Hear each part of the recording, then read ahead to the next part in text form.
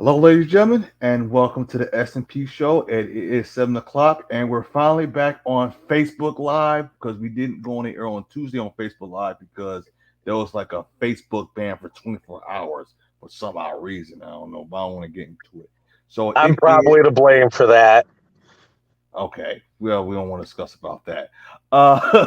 It is January 12th, 2023. Glad to have you on the program. And my co-host, Mr. Anthony Paulis. How are you doing, my friend? I'm better, I'm out of jail. Um, that's good. Um, Facebook. I've been freed Right. from the clutches of a post from 2 years ago. Oh gosh, I know how it is. And before I begin, I did not know there's actually a second PGA Tour tournament this year. It is the Sony Open. It's amazing. We Right. have extra golf.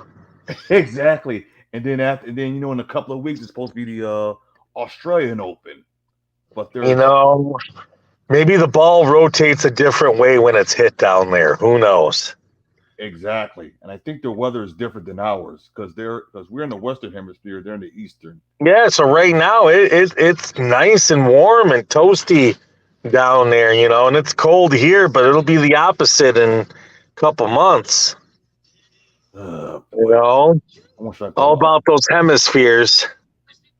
exactly. Okay, so let's get started with the NFL playoffs because we're going to be talking about NFL all day on tonight's show, and I'm very excited that it is going to be NFL playoffs, especially Yeah, yeah. It's a lot of games this weekend. We got how many games do we got this weekend? Six? we got five on well, two on Saturday, three on Sunday, and one on Monday. Isn't that amazing? Exactly. So we should just go in chronological order here Yeah, let's do of the that. That'd be games better. by time. So we'll start with the first game that's going to be on TV, then the second, then the third, the fourth, the That's a fifth, great idea. and then the sixth. And once we get through those games, then we can kind of talk what we think future scenarios will be and who's has advantages. And we also have the player props, by the way, so we didn't forget about that, the info player props. So Layer props, super exactly. draft. So the first one we have is the Seattle Seahawks and the 49ers. Now I'm looking at the spread. So the 49ers right now are 9.5 favorite. The total is 42. So let's do a preview of that game between those two. Well, I mean, Mr. Purdy, as long as he keeps playing like he's playing, that team's won 10 straight, the hottest team in the league. Defense has been playing crazy. Bosa has been playing crazy. The offense has found itself.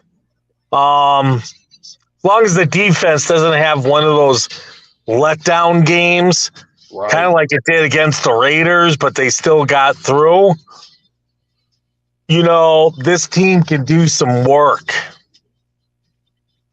The Seahawks, they had to play to win last week and They barely did. got through at home. I mean, I doubt they're going to be able to run the ball, so they're going to probably have to rely on passing the ball to win. Metcalf, I mean, it hurts that Lockett it probably will not play. Oh, yeah. So, I mean, the focus is on Metcalf. Can somebody else in that receiving corps step up? That's a big I'm question. not sure. I don't think so. You know, McCaffrey has just reinvigorated that offense along with Purdy, Ayuk standing up. I mean, I don't know if Debo's going to play in this game. I don't think so. But still, it's in San Francisco. Got to like the Niners' chances. I do. The other thing Seattle can't do is stop the run. I was getting ready I to say mean, that. That's gonna be an issue for them stopping McCaffrey. I can't see that happening. The Niners are a physical power team. A couple weeks ago, Carolina walked in there and ran for 220 yards at Lumen Field. I remember Um, that game. that's a game that the Seahawks shouldn't have lost. And then the following week, Carolina ran off for like 300 and something against the Lions. Um, that D line is not very strong with Seattle, and that's something I'm sure with that Denver pick that they've acquired will address in this draft. I mean, they And do have 2 first-round picks, so I wouldn't be shocked if they traded both of those to move up and get the maybe Jalen Carter or somebody's going to stuff the run. As for this game, I don't expect the Seahawks to be able to run the ball much. Geno Smith's going to have to step up. Can that offensive line handle the 49er pass rush? I don't think so. I think this will be a win for the Niners. I don't know if they're going to cover 9, but the chances are pretty good that the Niners are going to advance and win this game. And let's So not I will forget, take the Niners. and let's not forget the 49ers swept the Seahawks this season. The one thing I always say it is hard to do is beat a team 3 times in a season. It's very tough to do. I absolutely agree with that one. So the next one, it is the 8 o'clock game. I'm looking at it right now. Doggone it, Odd Sharks. Okay, here it is. The Los Angeles Chargers and the Jacksonville Jaguars. Now, the Jaguars are underdog of 2.5, which is not bad, and the total is 47.5. Well, it's going to come down to line play, I think. Can the Jaguars be able to stop Austin Eckler? Okay, because if they let Austin Eckler run loose, it's going to be a problem. The one advantage that Jacksonville does have is this. They're at home. When's the last time there was a home playoff game for the Jaguars? It's been a long time. I mean, 10 years maybe? I mean, seriously, when's the last time they won the division? Let me check that out. I mean, I'm thinking we're going back to the year when they would they won every game they played that season except the games they lost to Tennessee in. That is what I think. I think it's been that long since they've had a home playoff game. I mean, they've had playoff games, but not a home playoff. I mean, I'm thinking at least 7 years, maybe longer. I mean, they made the playoffs. It's just been a long time. Okay. So the last But time when is the last time they had a home playoff game? I got to think the Mark Brunell days. Actually, they had hosted a playoff game. That was January 7th, 2018. So that was 5 years ago. Really? Wow, Yep. I don't even remember. Who was it against? The Buffalo Bills. Oh, maybe I do remember. Was it a very low-scoring game? 10-3. It was one. Yeah, okay, maybe I do remember it a little bit. And that was the year they won that division, the AFC South. That was their third time they won the division. So, besides that, they haven't had a playoff game at home in a while. Right. But that shows. Yeah, I remember that game. That was a very ugly game. I remember it. The AFC absolutely South sucked that year. Right. I mean, it sucked this year too. But I got to think that this Jaguars team, they got to be worried about Keenan Allen. And Mike Williams on the outside. I really want to pick San Diego to win, but man, If I remember right, during the season, didn't Jacksonville go to San Diego and just beat them down like a rented mule? This season you're talking about? Yeah, I believe the Jaguars played the Chargers in San Diego and beat them by something ugly, like they stole something from their mama. I mean, if I remember, it was like early in the season, maybe like around week 5. I think the Jaguars put up like 40 something points on them. 47 points. I think that 47, 47, 47, 47. That's a yeah. That was a week 3, week 3, week 3, week 3. That Yeah. was at LA. That was at LA. Yeah. I mean, is it going to be a repeat because the Chargers just played horrible that day? Are they going to come out with something and scheme? I think the Chargers will play them a lot better because Keenan Allen didn't play that day, and can he stay healthy? That's a big question. you know, I mean, the Chargers are playing a lot better football, so I'm gonna take the Jaguars to win this game, but I think it'll be more in the low to mid 20s. And I'll go like 23-20. And let's not forget, this is the first time that Justin Herbert is playing in the playoffs, especially for both quarterbacks. So, then it's the first playoff game for both teams. You know, I just don't have faith in the Chargers. The Chargers, when you always want to believe in them, they always let you down. You know, right? So I'm going to take the Jaguars in a close one.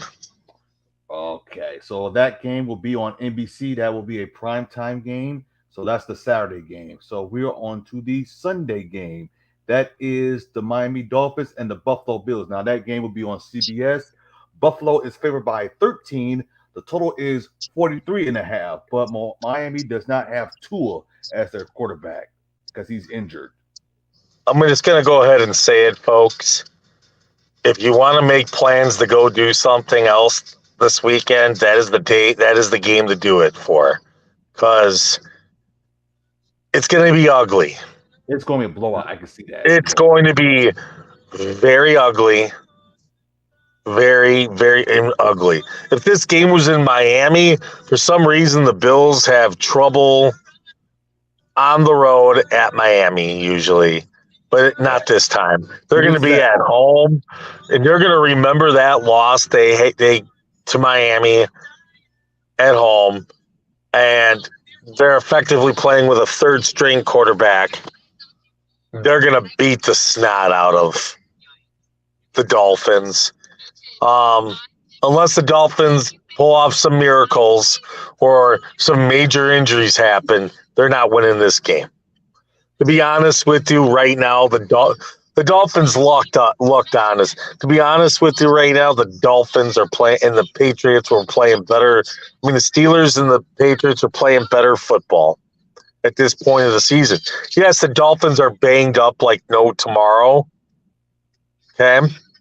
All right. I mean, if I'm Miami, I'm throwing the ball to Tyreek Hill 25 times. He's the number one guy, actually. I mean, seriously, you got the fastest wide receiver in the league. Just throw the ball to him. Not 5 times, not 7. You throw the ball to him 25 times, I might give you a chance. That's it. The only guys who should be getting the ball all game, don't even bother trying to run the ball, unless it's like 3rd and 1. Right. Just throw the ball to Hill, throw the ball to Waddle. Simple as that. Only chance they got. Only chance. Because that's to be a big question right there. How many times is the Dolphins? I mean, seriously, the only way the Dolphins are going to stand a chance if Tyreek Hill has a record day.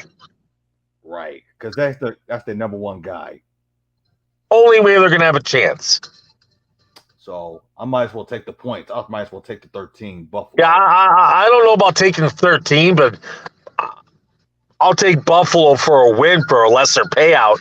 That's a give me. That. So that game will be on CBS. So here's another one. This will be on Fox. The New York Giants and the Minnesota Vikings. Now that game is in Minneapolis. The Vikings are favored by 3, and the total is 48. Now, many people think like, man, this game could be a blowout, but I'm like, no, this game is not going to be a blowout. I expect this to be a close game between these two. I still have Well, these Minnesota. two teams played late in the season, and the Vikings won by 3. But let me say this: that Vikings defense is softer than Sherman. Other than playing the Bears, their defense has been awful lately.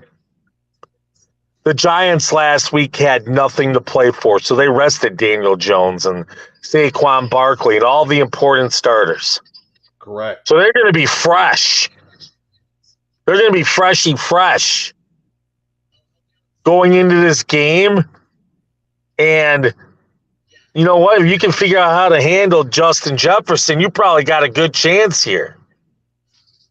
I mean, the Vikings won very late when they played them last time. So, you know, I like the Giants' chances here. I really do. I just think this Vikings team is gonna choke. I just sense choke And with here's a this stat. team. And here's a stat that many people have not known about. The Giants have gone 7 games this year without a turnover. I think this Giants team is gonna pull it out in some ugly fashion. And they've done it before in previous playoffs before. So it's not like Yeah, they're but this team isn't as defensively good as those teams. I mean, I'm expecting a game in like a 23-20 type of game, 24-20. You know, I think the Giants are going to handle the Vikings.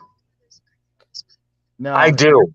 Now, do you, I don't believe in the if the Vikings get somehow past the Giants, okay? Then, I mean, I'll just flat out say it. I mean, the Vikings got the best matchup.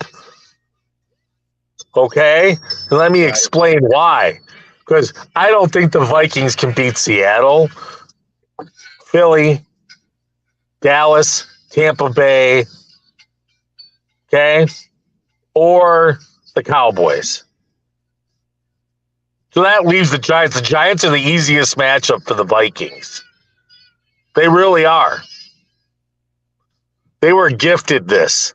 So basically, they better win because they probably ain't getting.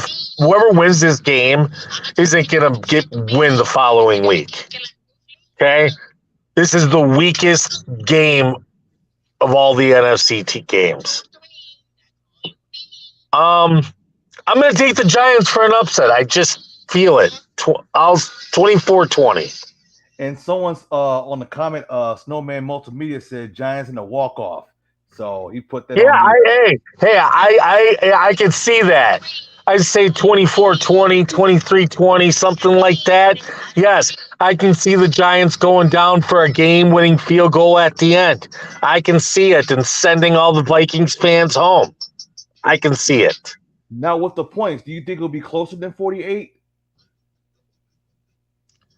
Well, last time they played, it was 51. I mean, I think this game's going to be a little bit more defensive in nature. So I think 48 might be right. You know, I mean, I wouldn't gamble. This is the one game I wouldn't gamble on in terms of over, under, and who's going to win. All right. And Snowman Multimedia said he thinks it's going to be the total's going to be 45. But if I was going to gamble, I probably would bet on the under, but I'm not going to touch it. Right. Because usually Thursday be like the day when they stop the number, usually. Usually, I mean, if I was the guess, I would say it's going to go under, like he said, but I'm not touching this game other than, you know, that Barkley's probably going to get, if they said, will Barkley get a touchdown? Yes, I would take that. Will Justin Jefferson get a touchdown? Yeah, I'd bet that on a player prop. Right. But, I mean, nothing too specific besides that. Gotcha. Then the next one, this game will be on NBC, a primetime game. You have the Baltimore Ravens and the Cincinnati Bengals. Now, this game is in Cincinnati. The total is 9.5, and the total is 40.5. Now, I do see the Cincinnati Bengals winning this game, and I'm hearing that Lamar Jackson may come back playing. So when I look at this Ravens team, I'm like, because I know how you feel about Lamar Jackson as I am. He's not the quarterback for like in terms of accuracy and stuff, but he can run. But I'm like, I can't see Baltimore winning that game. Well, you know what? This is the time of year for some deception. You know, they were saying at the beginning of the week he isn't going to play. Now he might magically play.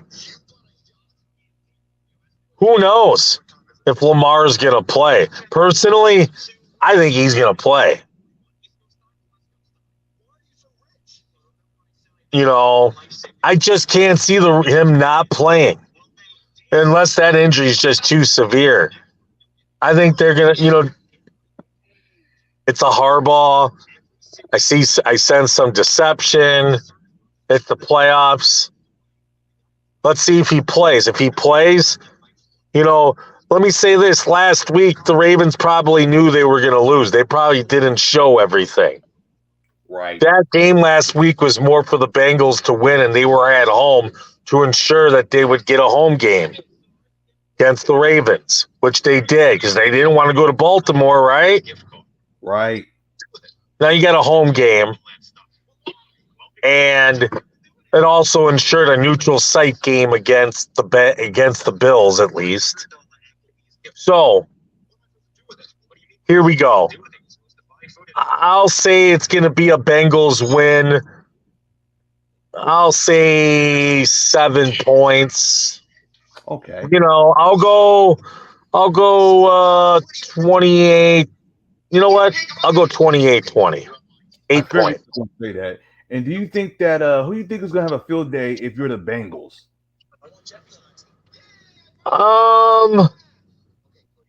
I'm thinking Chase will have a field day. Well, you know what? He's due. He is due. I think the bigger issue for the Bengals to be worried about is their offensive line. Yeah, that's a very big question. They had that problem last year as well when they went to the Super Bowl as well. But the issues this year isn't necessarily the talent as much as the injury issues with that line right now. So the question is how banged up is that line? That is the question.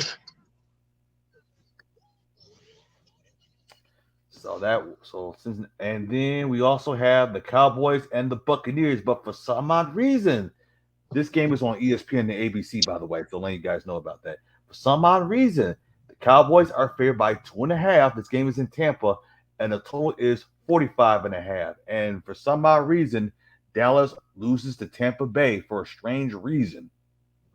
Well, let's think about this. Yes, please. For some reason, the Buccaneers have the Cowboys number. Will that change this time? I don't know. It's going to be strange.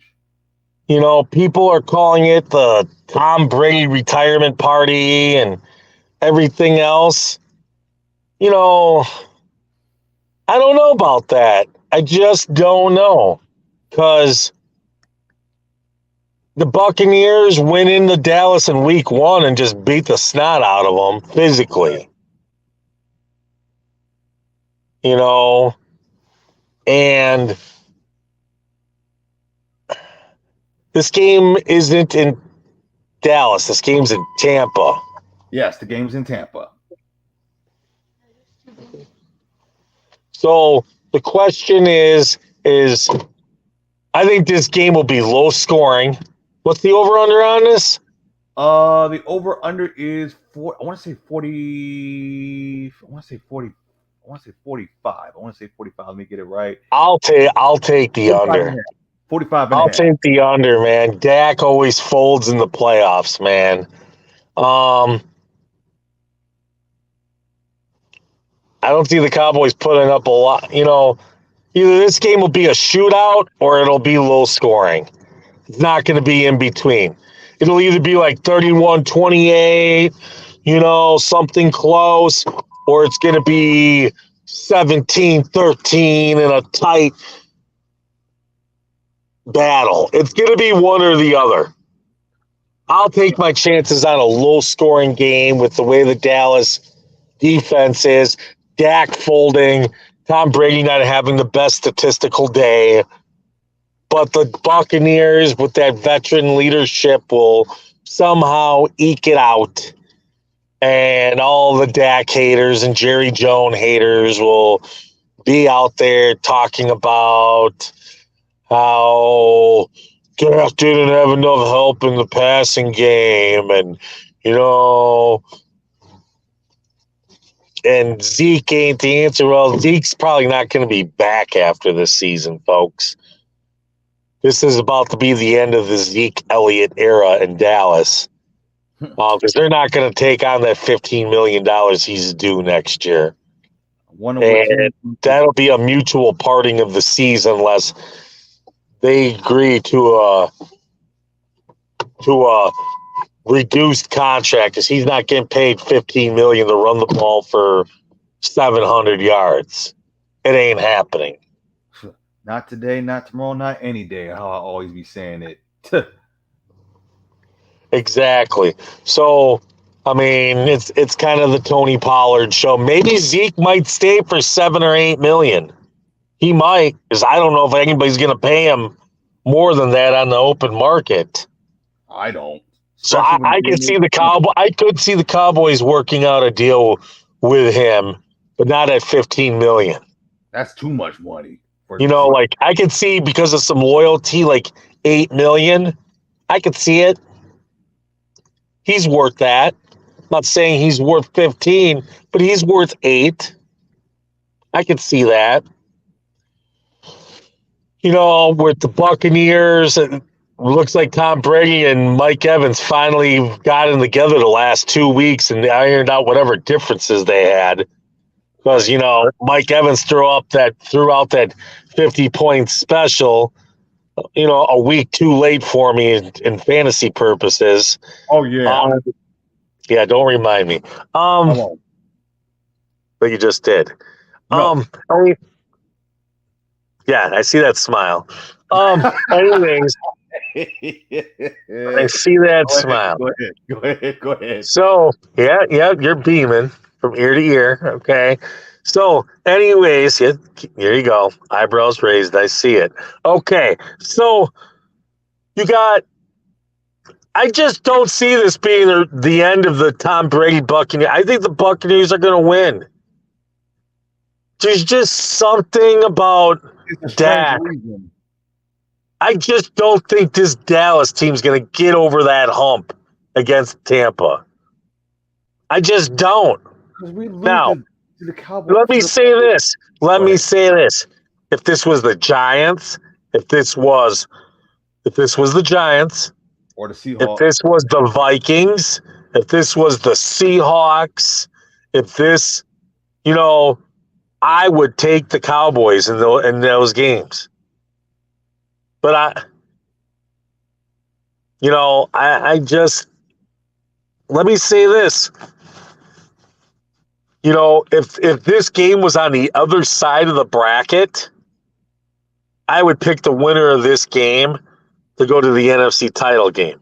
But it's not, because the winner of this game is going to get Philly most likely. Right, and we'll lose that game most likely. Unless the Giants win somehow, or the Seahawks win. If the Giants might win that game, and then they might have to play the Eagles and get curb stomped, which would be so beneficial to the winner of this game. Because I think the winner of this game, well, then they'd have to play the 49ers. That's not going to be good. That's what I'm saying. Whoever wins this game was not going to make it to the next round after that. If the Giants somehow win, then the winner of this game's got to go play San Francisco. That's not good. So the winner of this game is probably praying that the Vikings win. And then the Giants got to worry about, what's his name? Daniel Jones' contract after that. I expect them to re-sign Daniel Jones, but not in a long-term deal. I could see a 2-year deal for like $25 million a year. Anything more than that, You just don't see anything above. you know what? You're replaceable, dude. You can go get Baker Mayfield or Darnold or David Carr. Honestly, And speak, you could.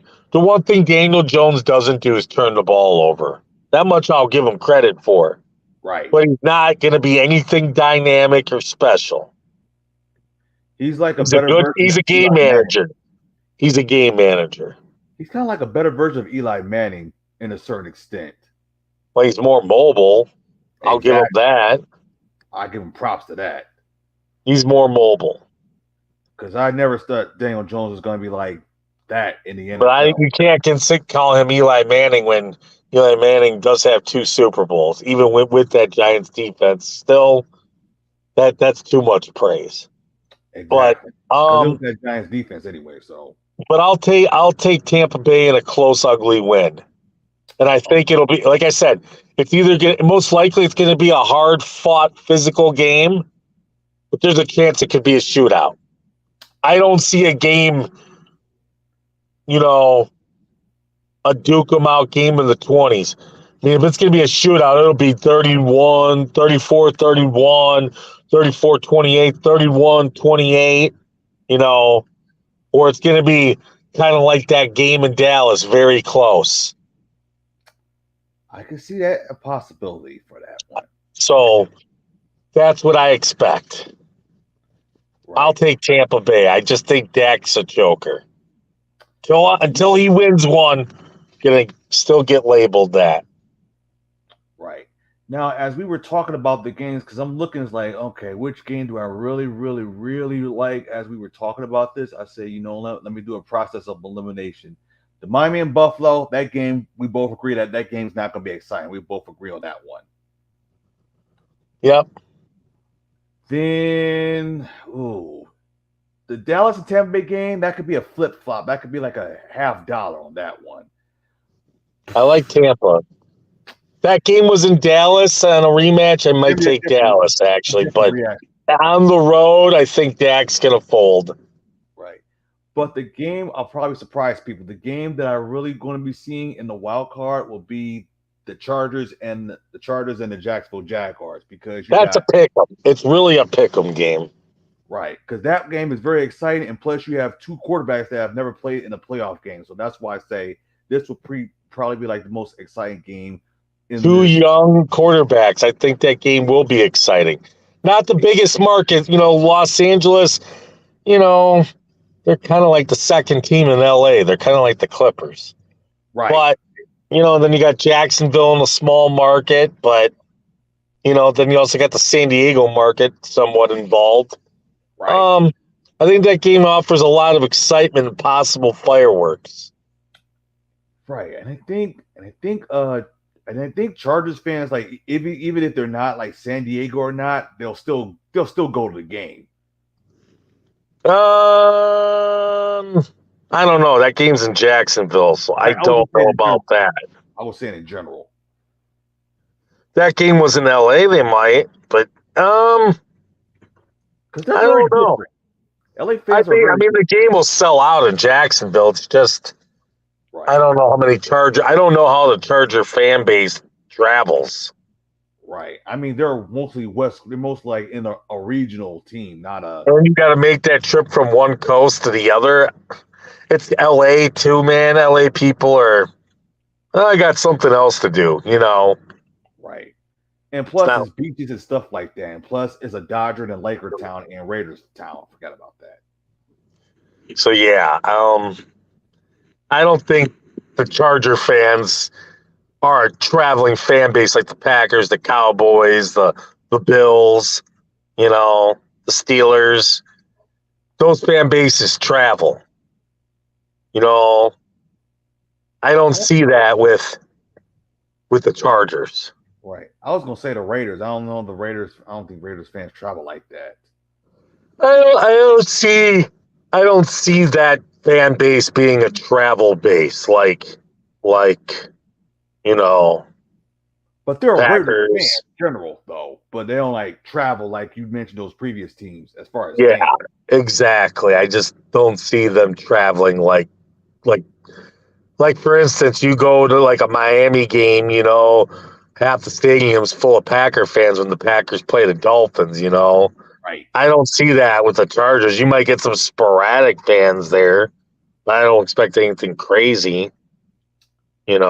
I could see a lot of Dallas fans going to Tampa though. Oh That yeah. I can see. That I can see.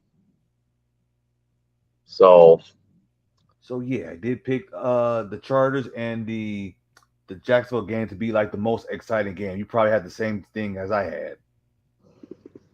I think in terms of closest, it'll be that and the Tampa game and the Giants game. I think you have three games that'll probably be pretty exciting and three games that'll probably be blowouts or Right. close to it. And then I won't be surprised if the Giants and the Vikings game will be end up in overtime. It wouldn't surprise me. I can see that. I like your man said, I could see a walk off happening. Right. And most likely it'll probably happen from the Giants because the Vikings are playoff chokers in that fashion. Right. Even when they played at the Metrodome. Yeah, They, I just sense the Vikings for a choke. like they always do. Just like they choked in the 98 NFC Championship Yeah, game and the man, 2009 NFC Championship game. man, that 98 game was just an epic choke. But the one I remember was the 2009 NFC Championship game. My friend, he's a Vikings fan. He does not like me talk about that game. We'll keep talking about it.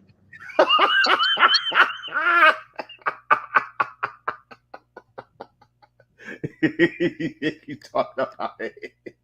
Keep talking about it. He talked about it. Oh man! And then I did see a post I want to say this afternoon while I was at lunch, and Derek Carr bid a farewell to the Raiders. I don't know if you heard about that post. Oh, I knew it was coming. We kind of touched a little bit about it on Tuesday's show. They're going to try to explore trade options. I personally do not think they're going to be able to trade him. And I'm going to tell you why. Okay? You got a pretty deep quarterback class in the draft. And then you've got Baker Mayfield out there, Sam Darnold out there, Daniel Jones out there. Aaron Rodgers could be traded. The quarterback market is deep this year. Okay? Deep. Right. You forgot about Garoppolo. So I do not see the Raiders being able to get anything close to what they think they're going to get for him. They just want to get rid of that $40 million contract. I mean, if they cut him, I think they got to do it soon. But if they cut him, I think they're on the hook for like $3 million. I think is what it was. Don't quote me on that. I won't. But they're on the hook, but it's not for a lot. Okay?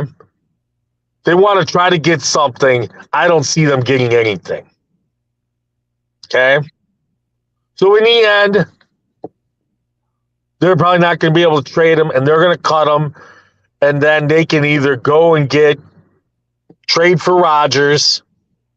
I mean, if I'm the Raiders at this point and you want to keep Devontae Adams happy, that's about the easiest thing to do is trade for Aaron Rodgers because the Packers are ready to move on. And I'm sure the Packers, because Aaron Rodgers is tied to $50 million a season for 3 more years, I could see the Packers letting him go for cheap, like a 3rd-round pick. Last year, if the Packers are smart, they could have traded him for more than what the Broncos traded Russell Wilson for.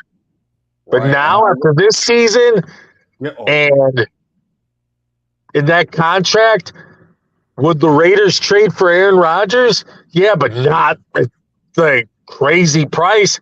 But the Packers might be willing to do it just to get out from it because they got Jordan Love sitting there in the wings. And he's probably thinking, like, when am I going to play? Exactly. And he's got a $10 million contract option for this upcoming season, which the Packers are obviously going to take. So you're going to invest $60 million into the quarterback position? I mean, technically with the cap hits, it'll be more like 37, but still, you're going to invest that much? Even with the rising cap? I don't think so. Right. I mean, the Raiders just seem like the most logical place for the Packers to trade Rodgers to because of the Devontae Adams connection. It would bring both of them back together. And they'd probably be like the second best team in the AFC West. I don't know. You got the Chargers there. I mean, and who knows? But let me say this: that you got Aaron Rodgers, you got Baker, Sam Darnold, Daniel Jones. You know, then you probably got Carr, and then you've got Bryce Young, you've got C.J. Stroud, Will Levis, Anthony Richardson. You probably got 5 quarterbacks that are going to go in the first round. Right. So you got 5 quarterbacks going in round 1. And then you're going to have all these veterans available. Yeah, the Raiders aren't going to get much for him. They're just not. They'll be stupid enough to do that. He's going to get cut. Unless, you know, because no team wants to take him on at $40 million. It's not going to happen. No way. So, yeah, $40 million. It's not going to happen. He's going to get cut. And, you know, unless the Commanders decide to trade Carson Wentz for him and give the Raiders some type of pick, and then the Raiders can figure out what to do with the Wentz comp, but I doubt that. I doubt it. I mean, there are teams that desperately need quarterbacks. I don't think Detroit's on that menu anymore. You know, let's just go ahead. Houston, Atlanta, Indianapolis. Okay. Indianapolis is going to be tricky with their pick. Well, you know what? The Raiders will need a quarterback. The Colts will need a quarterback. The Texans will need a quarterback. The Falcons will need a quarterback. Right. Marcus Mariota. You know, I mean, Carolina needs a quarterback. Not to say that Sam Darnold. The Jets may need a quarterback. Yeah. You know, Tennessee could use a quarterback possibly. Right, because Tannehill's. I don't think they're exactly thrilled with Ryan Tannehill. I was going to say that. You know, you did say Houston. So you got about 5 first-round guys in this draft. Okay, and then you've got 4 or 5 veterans. Well, somebody's gonna end up, you know, playing some backup minutes.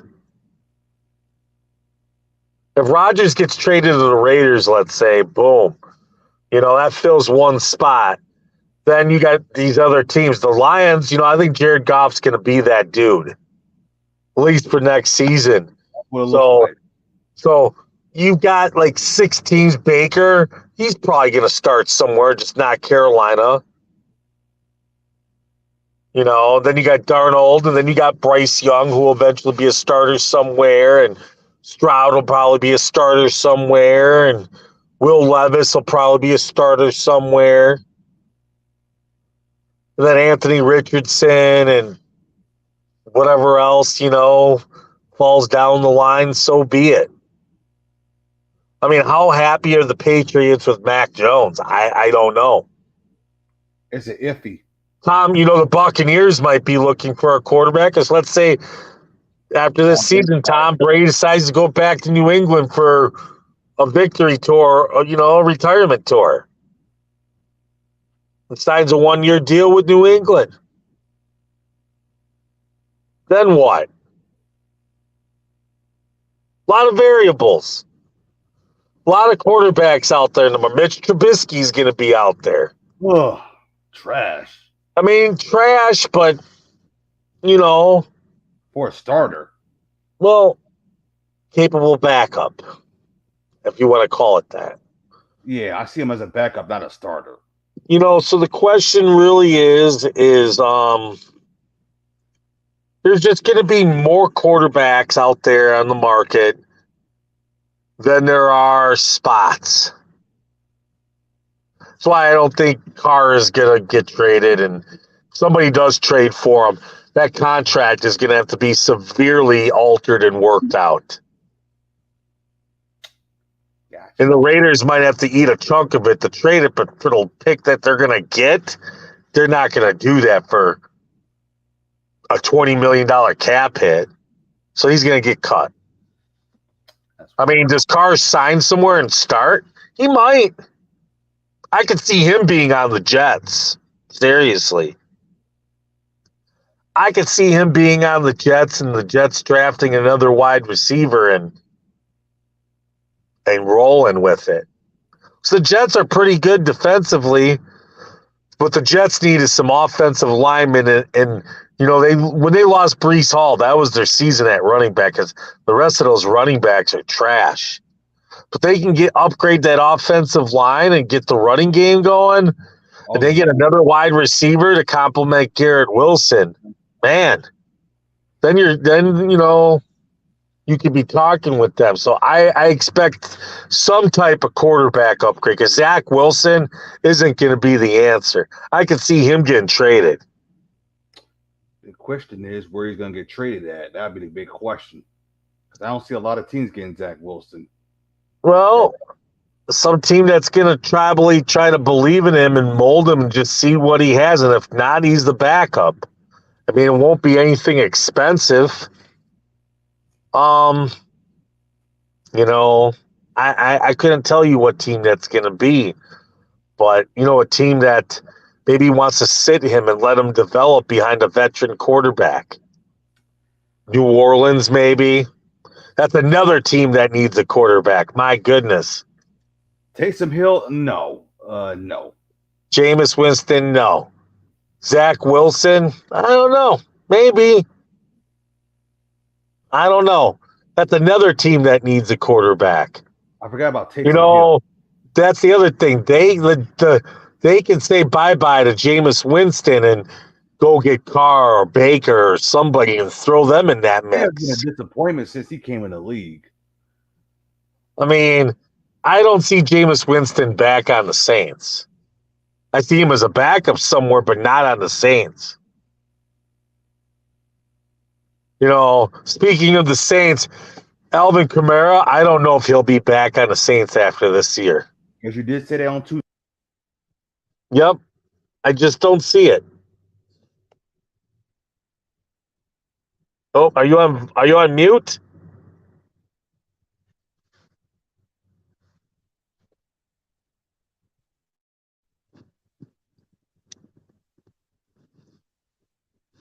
I think you're on mute.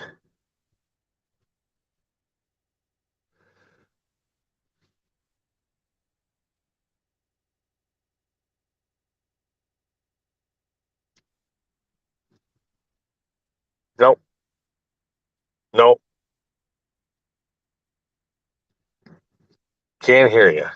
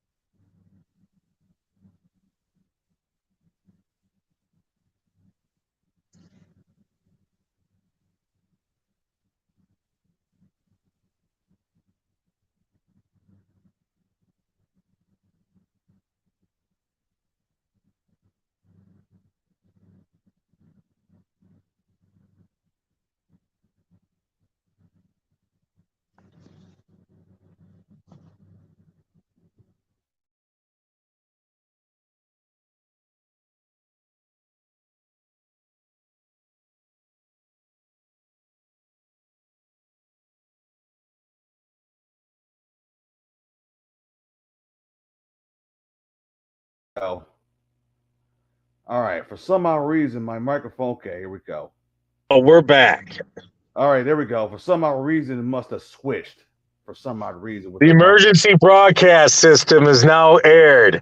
If you hear this sound, please do not be alarmed. We Exactly. are having minor technical difficulties. Please stand by. Thank you. S&P show. We are back. Exactly. So while we was talking, I was looking at an NFL.com article, and her name is, let me get her name right. Her name is Judy Bartista, and she lists about the NFL teams that are open to like head coach. So she put Carolina number one, number two, Yep.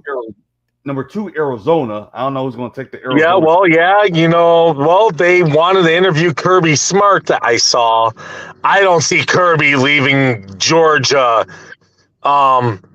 for Arizona. No offense, it ain't happening. Number three, the Colts. I can see that. That's an easy three. Well, from what I've been hearing, Ben Johnson, the Lions' offensive coordinator, is the favorite for that job. Okay. But he's got interviews. He had an interview already with the Texans, from what I hear. But he's got an interview lined up with the Colts. I'll be honest with you. That just seems like an ideological fit. The Colts with him. Because you know what? Think about this. Young, promising offensive coordinator gets to basically draft the quarterback he pretty much wants in his system, okay? All right. That had a decent wide receiver in Pittman, Jonathan Taylor. The thing that the Colts do lack, their offensive line cannot run block worth a damn. Seriously, my mother can run block better than them, and she's missing a leg. I'm just being real with you. No offense to amputees out there, love you, Mom, but on the real, that Colts offensive line can't run block. Okay, just like the Steelers offensive line can't run block. Except, I mean, they should be thankful that they have capable backs like Taylor and Harris to handle it. I mean, let me say this: if Najee Harris was on a team that had a decent O-line, my goodness, his statistics would be closer to McCaffrey's. Honestly, they would be. Go ahead, but it's not. Okay. Then keep going. Okay, number 4 is the Denver Broncos. Now they interviewed Jim Caldwell. You know what? That's a Rooney. No offense. Okay. That's getting the Rooney rule off the books. They ain't hiring him. No offense to Jim Caldwell, who I think is a fine coach, but I'll be shocked if they hire him. But you know what? After the whole Russell Wilson cavalcade, they might very well go with a solid veteran coach like that. Because let me tell you, after the Nathaniel Hackett situation, they need somebody who's sane on that sideline. I mean, do I think it's a Rooney rule play? Probably. Okay, so they can cover that by interviewing a minority, right? Right. And they also But I think from what I've been hearing, Dan Quinn is the name that I've been hearing with that job. His name. He's been requested for an interview. Who? And Dan Quinn, a requested interview, but the Cowboys are in the playoffs right now. Yeah. So from what I'm hearing, Dan Quinn is the guy that Denver wants. And then also, I heard David Shaw name. He actually did an interview. The Stanford coach. No offense to David Shaw, I don't see that happen personally. The way Stanford went downhill since Harbaugh left, no, I do not. I think he's a fine personality, and he's great, like on the NFL draft coverage. But man, you don't want that dude as your head coach, man. No offense, just no. No, and no. Then there's another one called Ejiro Evero, the Broncos defensive coordinator. No, they're not going to hire somebody within after. Definitely have Russell Wilson. After, well, the Denver defense was good, but Denver's not going to hire him. I just don't see a within hire after that cultural destruction this year in that locker room. No, Okay. they're going to want somebody fresh. And then, if not surprised, Jim Harbaugh and Sean Payton, even Jim though Harbaugh ain't happening. Sean Payton, the Saints are going to want crazy compensation. I mean, what do the Walmart people have to pay? They don't have first round picks to pay. I mean, somebody's going to want Sean Payton. It's going to cost probably a second round pick at worst. and then Just Raheem they, Morris, the defensive coordinator for the Rams. But I was like, no. no, No. I don't see that happening. And that's the then, other thing. The Rams might be looking for a head coach too. I don't know if Sean McVay is going to leave. I think he might just very well leave and just resign from the Rams. And then be on the lookout for that. I'm not saying it's happening. I've just been hearing things like, "Hey, you know what? Went through a 5-11 season. I'm drained. A lot of things have happened. You know, family and whatnot. You're a Super Bowl team, and you went from that to that."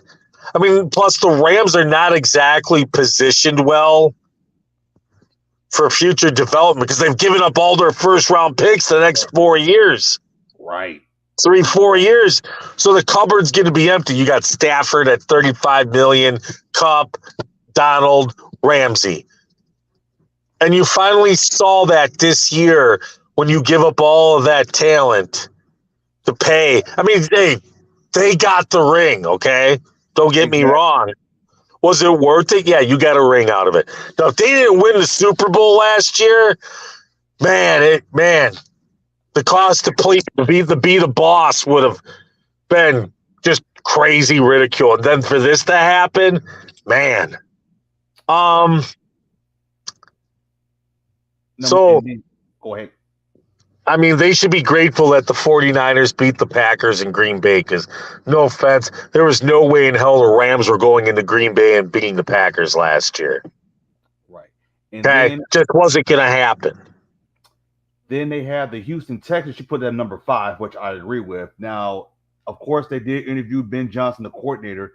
They've also interviewed the Jonathan Gannon, the Eagles defensive coordinator. That's like a requested interview. Mike Kafka, the Giants offensive coordinator, and DeMeco Ryans. He's the defensive coordinator for the 49ers. So it's a lot of DeMeco Ryans, former player. The 49ers defensive coordinator. Well, I'm going to say this. I'm sure Ben Johnson's going to get offered the job, but I don't know. I'll tell you this right now. Based on how the Texans front office disaster has been the last couple of years between the end of the Bill O'Brien era, them wiping out their front office, their ownership, the handling of the Deshaun Watson. Let me say this: their GM handled that pretty damn good. Nick Caserio, to get that haul from the Browns was pretty impressive. But the Texans are just a disaster right now. You get your choice of quarterback probably. Right. I don't know if I said Shane Strickland, the Eagles, the offensive coordinator. His name's been mentioned. I'll tell you this: Ben Johnson, he's probably going to have a pick of his jobs. Between Texas and the Colts, he's probably going to take the Colts job. I would as well. I think that's a philosophical alignment that's going to mesh, you know. So I expect him to be the next head coach of the Colts, probably. Going to miss him in Detroit. But Indianapolis is desperate right now. Yep. Houston, I mean, I was shocked with the Lovie Smith hire last year, but then again, you can't be because they knew they were going to suck, and that was just a 1-year filler, and maybe you'll get better. And now you got the quarterback and 2 first-round picks, and not bad. You got the Browns, and you got your own, and roll with it from there. I'll say probably one of those NFC East guys get the job, but they're not going to make that hire till later on, I don't think. Right. Probably be like before the Super 1 week before the Super Bowl or something like that. Yeah, no, I think even after. Okay. Because this is going to be a crazy off season. I can feel it right now. The Broncos, They need an offensive guy. I mean, they're the one team that you would think, want to make a big splash for somebody like Sean Payton, but they don't have the draft capital. And no offense, but you giving up all those wide receivers for an aging quarterback like that, I don't know if Sean Payton takes that job. And I don't So, think he's stupid anyway. and nobody wants that Arizona job. Right. That and the Houston job are the two worst jobs right now And out of very the whole group. and very That's probably even a worse job than Houston right now is Arizona. I would not And take we it. all know about my hatred for Kyler Murray. Right. Exactly. Okay. The man is athletic, but that's it. Doesn't read defenses, injury prone, folds in big games. For the most part, is a choker. Doesn't mentally have his head in the air. And when a team, as I always will say, anytime I talk about it, when a team offers you a contract with a study provision in it, okay, the first player I always think about anything studying related is Jamarcus Russell. Oh. Have you ever heard of the VHS tape story with the Raiders and Jamarcus Russell, where they sent him home with a blank videotape and they asked him the next day about the blitz coverages and he was talking about them and there was nothing on that tape?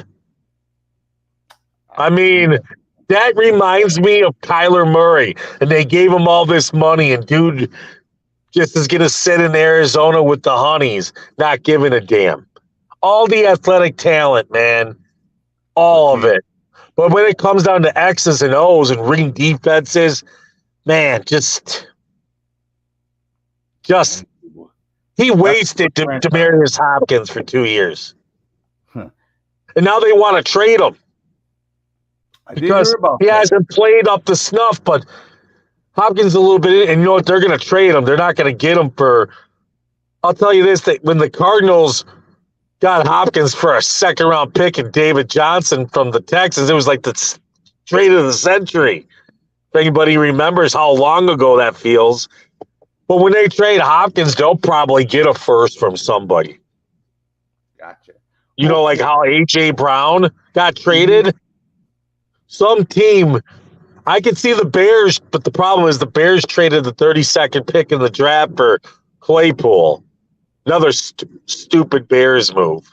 We can talk more about that in our next show about the Bears and why I don't think they're going to improve after next season. And we can talk about that during our next show. That would probably be a good thing to really piss off some Bears fans. Even if they have $130 million to play with, and it still won't do jack crap.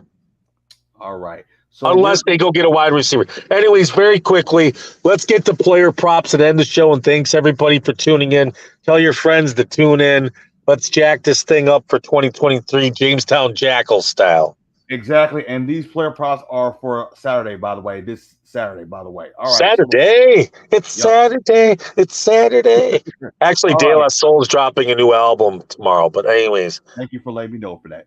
All no right. problem. So according to the SuperDraft Sportsbook, they have Brandon Ayuk 4 receptions. And I don't know if Deebo Samuel play. So as of right now, I would say under on this one. With Wooden on him, I'll take the under. We both agree on that one. The next one, I can see this as an over. Christian McCaffrey, 40.5 receiving yards. Over. He can definitely run over that Seattle's over. DK Metcalf, 61.5 receiving yards. I'll take the over because they're going to need him to win. And Geno Smith probably throw the ball like 25 or 26 times or something like that. No, he'll have to throw it more than that. I'm just like I estimated. I can see this as an over. Trevor Lawrence, 250 and a half passing yards. Over. And Keenan Allen, man, as long as he doesn't get injured, I'll take the over on this one. 76 and a half receiving Well, yards. he didn't play in that first game against Jacksonville. So now they've got some weapons for him. I'll take the over. And plus, Jacksonville doesn't know how to stop running backs as well. So he should get more than 76. Play action all day, baby. Exactly. So we will see you guys Tuesday. This Tuesday. Tuesday. And you will see the SuperDraft Sportsbook player prop on the Facebook, Instagram, TikTok, that segment as well. So yeah, Tuesday, Shawn. Tuesday. Let's make sure we talk about the Bears and the $130 million. Besides our recap of the playoffs here. Yeah, put that on my. Put that on the You know what I'm trying to say. Let's do that for Tuesday's show. Why the Bears won't be jack crap even next year with $130 million, and how they're going to waste it. Good. Brought to you by the S&P show. Great. I will definitely put that on the on Tuesday's show. So let your Bears fans, all you Bears fans, or if you know people who are Bears fans and you want to hear them, let them suffer. Tuesday is the day. Gotcha. Invite them. All right. We will see you guys Tuesday, of course, do the recap of the show. So thank you so very much. Recap. All right.